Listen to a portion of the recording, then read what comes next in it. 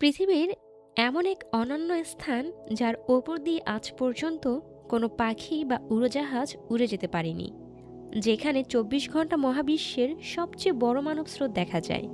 হ্যাঁ, আমরা বলছি মহান আল্লাহ তালার ঘর, পবিত্র কাবা শরীফের কথা। কিন্তু আপনি কি জানেন, পৃথিবীর কেন্দ্রবিন্দু অবস্থিত এই পবিত্র ঘরের ইতিহাস কতটা অলৌকিক?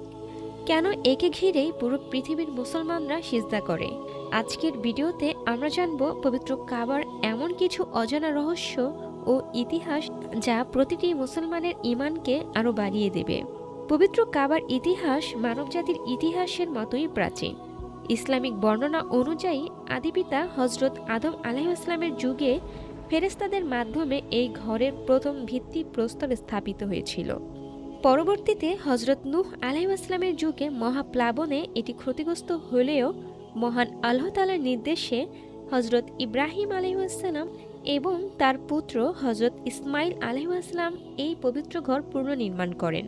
কাবার দেয়ালে পাথর গাঁথার সময় যখন উচ্চতা বেড়ে যায়, তখন হজরত ইব্রাহিম আলাইহিসসালাম একটি পাথরের ওপরে দাঁড়াতেন, যা অলৌকিক উপায়ে ওপরে নিচে উঠানামা করত। সেই পবিত্র পাথরটি আজও মাকামে ইব্রাহিম নামে পরিচিত, যা এখনও কাবার সামনে সংরক্ষিত আছে। আধুনিক বিজ্ঞান ও স্যাটেলাইটের মানচিত্র বিশ্লেষণ করে দেখা গেছে, পবিত্র মক্কা নগরী এবং কাবা শরীফ হল পুরো পৃথিবীর একদম কেন্দ্রবিন্দু বা গোল্ডেন রেশিও পয়েন্টে অবস্থিত। এখান থেকে পৃথিবীর চৌম্বকীয় ক্ষেত্রের ভারসাম্য বজায় থাকে, আর এই তীব্র ম্যাগনেটিক ফোর্স বা চৌম্বকীয় টানের কারণেই কাবার সরাসরি ওপর দিয়ে কোনো বাণিজ্যিক বিমান চলাচল করতে পারে না এবং পুরো মক্কা নগরীকে নো ফ্লাইট জোন হিসেবে ঘোষণা করা হয়েছে। এমনকি কোনো পাখিও কাবার সরাসরি ওপর দিয়ে উড়ে যায় না, বরং তারা কাবার চারপাশ দিয়ে চক্রাকারে উড়ে তাওয়াফ করে। কাবার দক্ষিণ পূর্ব কোণে তাকালে দেখা যায় একটি পবিত্র কালো পাথর, যার নাম হাজরে আসওয়াদ। রাসূল সাল্লাল্লাহু আলাইহি ওয়াসাল্লাম বলেছেন, এই পাথরটি যখন জান্নাত থেকে আনা হয়েছিল তখন দুধের চেয়েও সাদা ছিল, কিন্তু বনি আদমের পাপ শোষণ করতে করতে এটি কালো হয়ে গেছে। এই পাথরের স্পর্শ মানুষের গুনহার খাতা ক্ষমা করে দেয়। কাবার ঠিক পাশে রয়েছে খাঁটি সোনা দিয়ে তৈরি এক বিশাল আকর্ষণীয় দরজা। এই দরজার চাবি নিয়ে একটি চমৎকার ইতিহাস আছে।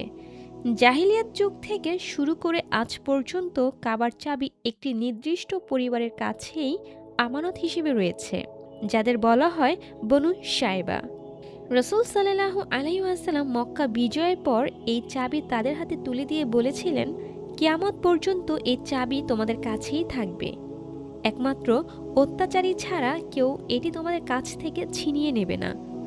আজ পর্যন্ত কেউ তাদের কাছ থেকে এই চাবি আলাদা করতে পারেনি। পবিত্র কাবার সৌন্দর্য আরও বাড়িয়ে তোলে এর গায়ের জড়ানো বিশাল কালো গিলাফ বা কিসওয়া। প্রতি বছর জিলহজ মাসে এই গিলাফ পরিবর্তন করা হয়, যার তৈরিতে প্রায় ৬৭০ কেজি খাঁটি সিল্ক এবং ১২০ কেজি খাঁটি সোনা ও রূপার সুতা ব্যবহার করা হয়। এটি বিশ্বের সবচেয়ে দামি পোশাক।